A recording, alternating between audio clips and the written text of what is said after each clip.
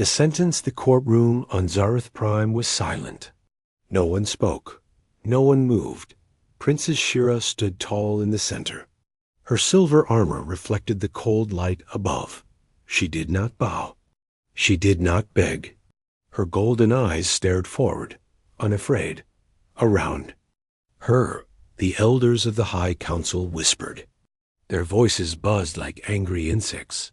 Some called her brave. Others called her dangerous. She had done something no one from her race had ever done. She refused to follow a direct order from the sea. War Council. She saved enemy lives. Human lives. And now she would pay the price. Princess Shira of House Veltar, said the first elder, standing. Your actions are shameful. You disobeyed your people. You protected ... humans. Shira did not blink. The elder's voice grew louder. We will not execute you. We will not lock you away. That would make you a martyr. He raised a small glowing crystal. Instead, you will marry one. Gasps filled the chamber. Even Shira's eyes narrowed. What did you say? She asked, her voice calm but deadly. You will marry a human, the elder repeated. Live among them. Be one of them. You say they are not weak? Good. Prove it. You will marry the one who helped our enemies escape, Elias Merrick. Shira clenched her jaw. You mean the dirt farmer from Earth? He is not a soldier. He is not rich. But he saved lives, just like you. He will be your sentence. The guards came forward. Shira didn't fight. But she stared at every elder in the room as she spoke. You think this will break me? You are wrong. 2 days later, her ship landed on Earth. It was a small place. Green fields, quiet sky. No guards, no ships, no soldiers. Just wind, trees, and a wooden house with smoke rising from its chimney. Shira stepped out. She wore a black robe. Now no armor, no crown. Her long white hair moved with the breeze. The door of the house opened. Elias Merrick stood there, a tall man, mid-30s. Rough hands, brown beard, quiet eyes. He looked more like a builder than a warrior. He didn't bow. He didn't smile. You must be Shira, he said simply. And you're the human, she answered coldly. I didn't ask for this. Neither did I. They stared at each other. A bird chirped nearby. A wind chime rang softly. Elias stepped aside and held the door open. Come in. She walked past him. The house smelled like wood and cooking spice. There was only one room, one table, and 2 chairs. A fire burned low in the corner. This is where you live? She asked. It's home, he said. It's single quotes s ... Elias gave a short nod. Big enough for 2, if we try not to kill each other. Shira sat down. I don't need food. I don't need comfort. Just stay out of my way. Elias walked to the fireplace and stirred the pot. You'll find that's hard around here. There's only one bed. She turned sharply. You expect me to sleep beside you? No, you can have the bed. I'll take the floor. She stared at him. Why? Are you so calm? Elias shrugged. Because I don't see you as an enemy. You're just another person stuck in a situation neither of us wanted. She didn't reply. He placed a bowl of soup on the table. You might not need food, but you should eat. Shira looked at it. Simple vegetables. Smelled strange. Earth food. She picked up the spoon slowly. Outside, the wind blew softly. No guards. No war cries. Just peace. And for the first time in her life, Shira felt uncertain. That night, Shira stood near the window. The moon was full. Stars above. Earth's sky was different. Open. Gentle. Behind her, Elias laid down a blanket on the floor. You could take the bed, she said suddenly. I'm fine here. She didn't know why she offered. She didn't even like him. But something about his silence, his calm, it bothered her. Back home, silence meant danger. On Earth, silence meant peace. She lay on the bed, facing away. Her eyes open, heart confused. He was human. And yet, nothing about him felt weak. Life on Earth. The sun rose early over the green hills. Birds sang outside. The smell of firewood and fresh soil filled the small house. Princess Shira opened her eyes. For a moment, she forgot where she was. Then she saw the wooden ceiling, the simple room, the blanket tucked around her. Earth. She turned her head. Elias was already up. Outside, in the field, he was cutting wood. Sweat ran down his arms. His shirt was off, and his back was strong. Shira blinked. He wasn't like the warriors from her world. No armor, no sharp words. But his body spoke of strength. Built through work, not war. She stepped outside. The grass cooled beneath her bare feet. "You wake early," she said. Elias didn't stop chopping. "Farmers have to. I was trained to fight at dawn. I was trained to plant before it rains," he said, wiping sweat with his sleeve. Shira crossed her arms. "We don't plant. We take. That explains a lot." She stared at him. Was that a joke? Or was it truth? He dropped the axe, picked up a basket of vegetables, and walked toward the kitchen. Shira followed. "You have no guards. No servants, no soldiers. What if someone attacks?" Elias poured water into a kettle. "Then I fight, or I die." "Either. Wait, I'll feed the chickens first." Shira tilted her head. "You're serious?" He nodded. Life doesn't stop because of fear. Later that day, she followed him through the village. Children ran past, laughing. Old women smiled at Elias. Some offered fruit or bread. A girl handed Shira a flower small and white. "What is this?" Shira asked. The girl giggled. "For your hair. You're pretty?" Shira blinked. No one had ever called her that. On her world. Beauty was armor. Cold, sharp, powerful. Here, it was something else. She placed the flower behind her ear. That night, a storm rolled in. Heavy winds. Lightning cracked the sky. Shira stood at the window, tense. "We should prepare the defenses." Elias lit a candle. "It's just rain. A storm this strong could destroy homes." "Not this one," he said calmly. A loud thunder boom made her flinch. Elias looked over. "You all right?" "I'm not scared." He didn't argue. He just walked over, offered her a blanket, and placed an extra candle near her side of the bed. She watched him move, quiet but sure. When she laid down, she couldn't sleep. Not because of the storm, because her heart felt strange. She didn't know why. In the middle of the night, a branch broke outside with a loud crack. Shira jumped from the bed and grabbed the small kitchen blade. She found Elias already at the door, holding a flashlight. "It's just the wind," he said. She lowered the blade slowly. Her hands trembled. Elias looked at her.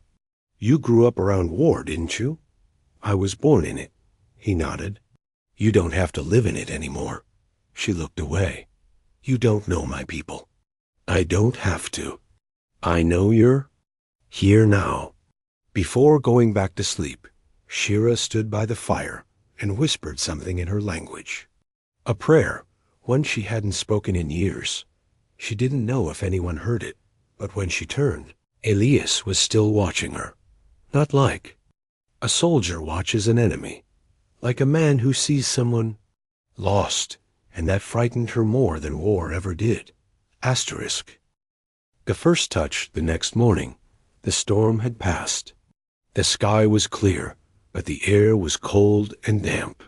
Mist hung low across the fields like a dream that hadn't fully ended. Shira stood barefoot outside the cottage, staring at the clouds. Her long white hair moved gently in the breeze. Something inside her felt quiet, not weak, not afraid, just still. Elias was working again, fixing the fence that the wind had knocked down. She didn't speak. She simply watched. He worked without a word, hands covered in mud, sweat on his brow. There was no pride in his labor, just rhythm, patience, and strength. Later, she tried to help in the garden. It was foolish. She didn't know human tools. Her fingers weren't made for planting. But when she reached for a thorny vine, it bit back. A sharp thorn tore into her palm. Blood welled up fast. She hissed and fell backward. Elias was beside her in seconds. "Don't move," he said gently. She growled. "I'm fine. You're bleeding. It's nothing." But he knelt beside her anyway, took her hand in his. His fingers were rough, calloused, but careful, warm. She tried to pull away. He didn't let her. "You can fight me after I stop the bleeding," he said, unwrapping a cloth from his pocket. She stared at him. His face was calm, focused, not mocking, not weak. Just human. He cleaned the wound, slow and steady. The cloth turned red. She winced once. He paused, waiting for her breath to return. When he wrapped the bandage around her hand, their eyes met. His touch was firm, but not hard. Her heart stuttering. No one had ever touched her like that. Not in all her years. Not on the battlefield. Not in the royal courts. Touch had always meant pain, pressure, or dominance. But this was something else. Something dangerous. That night, she couldn't sleep, not because of pain, because of the memory of his hand. The next day, the village held a gathering in the open fields. Music played. People danced. Shira stood at the edge, watching. One of the elders handed her a fruit pie. She didn't know what to do with it. "It's for eating," Elias said, stepping beside her. "I've never seen food like this." He smiled softly. "Then you're lucky. That's the best one." She took a bite. Her eyes widened. "It's sweet," Elias chuckled. "First time you smiled since you got here." "I didn't smile." "You almost did." She looked down, hiding the strange heat in her cheeks. Later that evening, the children ran past her again. One of them slipped and fell. Before Elias could move, Shira was already there, kneeling beside the child. The little girl looked up at her, eyes wide. Shira touched her gently, brushed dirt from her cheek. "You're safe," she said. The child smiled, then ran off. Elias saw everything. He didn't speak, but something in his eyes changed. Respect. And something else. That night, Shira sat by the fire alone. Elias returned late. His hands were covered in engine grease. The generator had broken again. He washed silently in the basin. She spoke first. "Why are you kind to me?"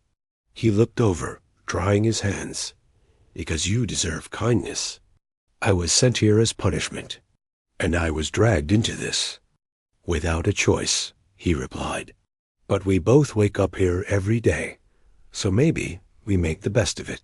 She didn't reply. He added softly, "No one deserves to feel unwanted. Not even someone like you. Someone like me." He nodded. Proud, strong, but also alone. Shira's heart ached.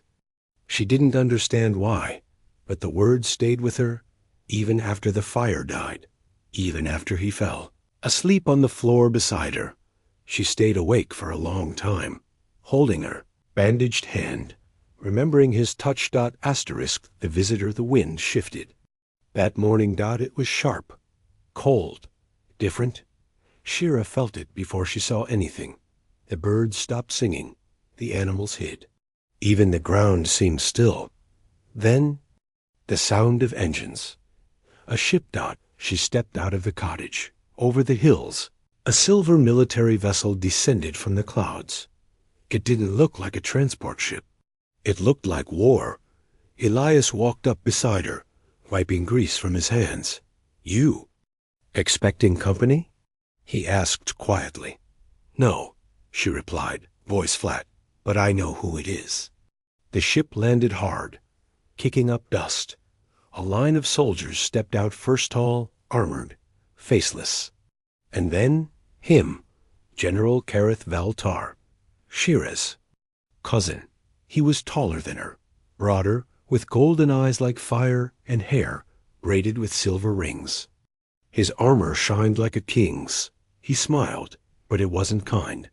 "Cousin," he said, stepping forward. "Still alive, I see." Shira kept her stance firm. "What do you want, Kareth?" "I came to bring you home." She narrowed her eyes. "My sentence isn't over." He waved a hand. "The elders have decided you've learned enough. Your punishment is complete." Elias stayed quiet, standing behind her. Kareth noticed. "And that must be the human," Kareth said, looking Elias up and down like he was a bug. "The dirt farmer. A beast you were forced to share a bed with." Shira's jaw tightened. Kareth walked closer to Elias. "You must feel proud," he sneered, "to have touched royal blood, even if it was a punishment." Elias didn't flinch. He just replied calmly, "I never touched her without permission." Kareth laughed coldly. "Of course. You humans and your little rules." He turned to Shira again. "Get your things. We leave now." But she didn't move. "No," she said softly. Kareth blinked. "What?" "I said no." He stepped closer.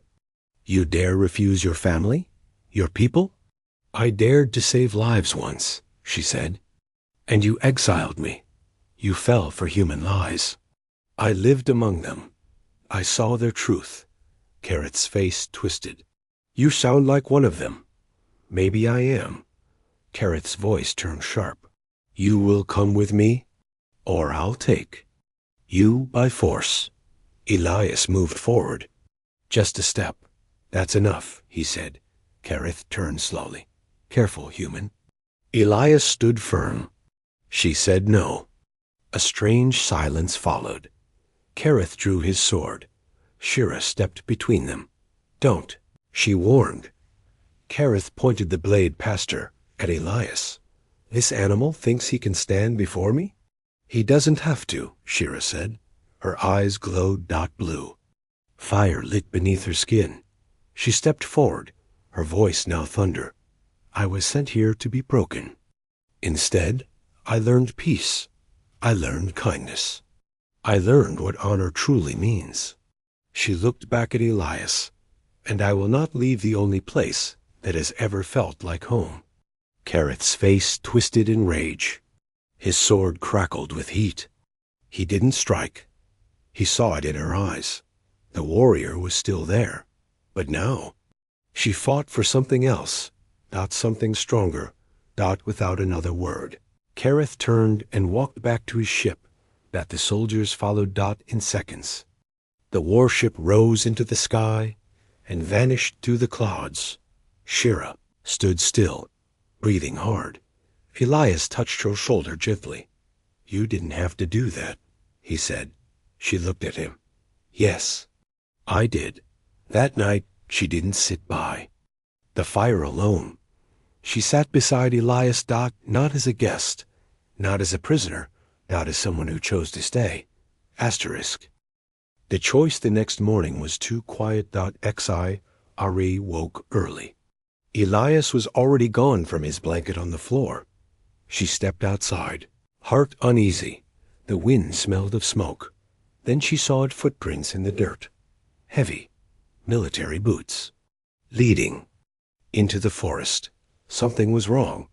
She grabbed the small kitchen blade and ran in the woods. Far from the village, she found him Elias kneeling, hands behind his head.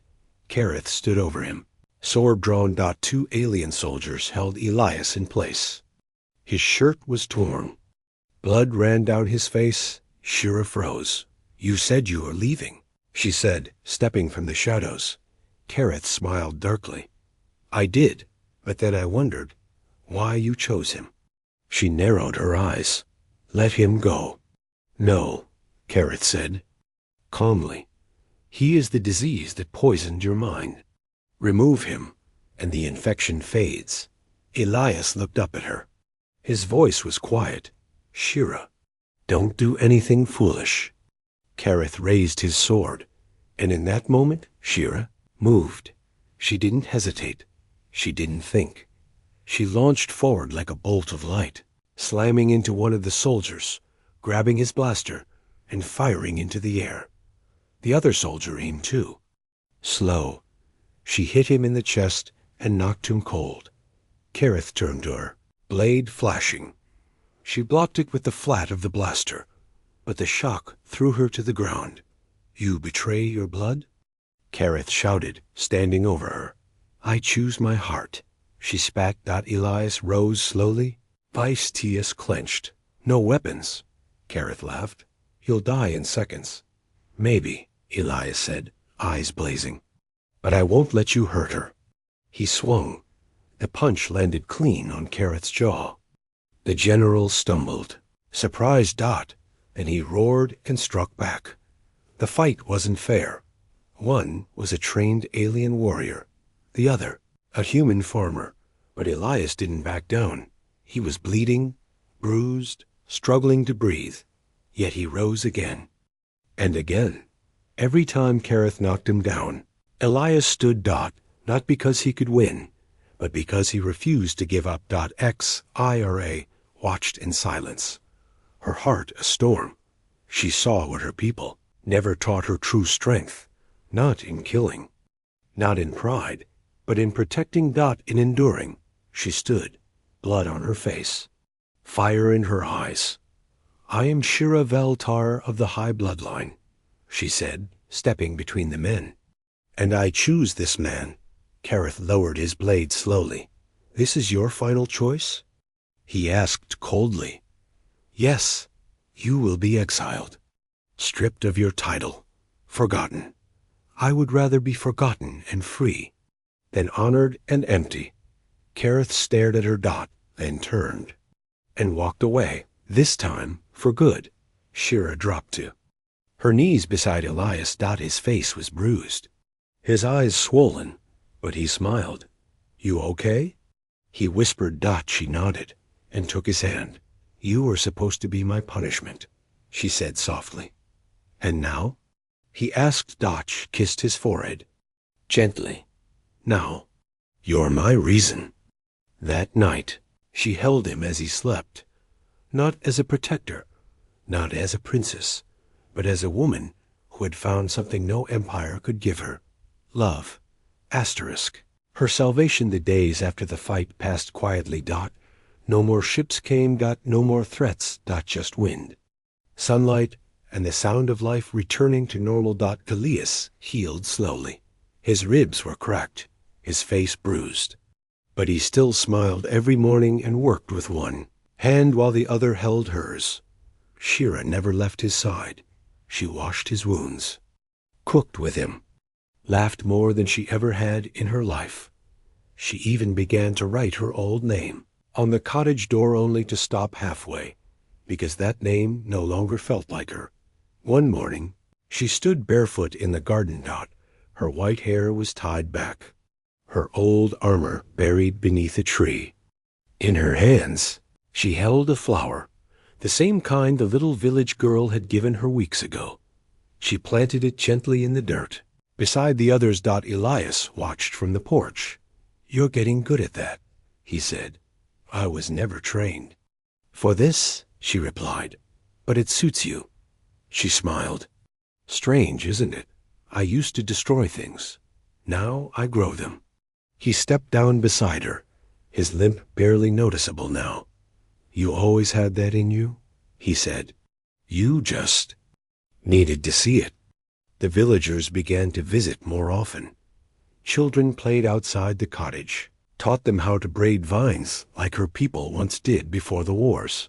And sometimes she told stories, not of battles, but of stardust, and how her world once believed in song before steel, They listened wide-eyed to them. She wasn't a warrior. She was something softer, not something stronger. One night, while the fire crackled and stars filled the sky, Elias sat with her under the open roof. "You ever think about going back?" he asked gently. "To my people?" He nodded. Ira looked up. "Sometimes. But then I remember. I never really left anything behind. They pushed me out. I only found me once I got here." Elias didn't speak. He just held her hand. She leaned against him. A few weeks later, a message came through a village relay. Short, cold, official. "Your sentence is over. You are free to return, or remain forgotten." Shira read the words once, then dropped the tablet into the fire at dawn. She painted something above the doorway, a symbol from her childhood. One her mother once drew. It meant rebirth. She turned to Elias. "This is my home now, if you'll have me." He smiled. "You already live here. And here." He touched her heart. She placed her hand over his. That night, they sat in silence as fireflies danced outside. No titles, no duty. No chains. Just two souls who were once strangers, once enemies, now choosing each other again and again. The galaxy forgot her name, but she didn't care, because in a small cottage on Earth, Princess Shira found something no crown had ever given her. Asterisk.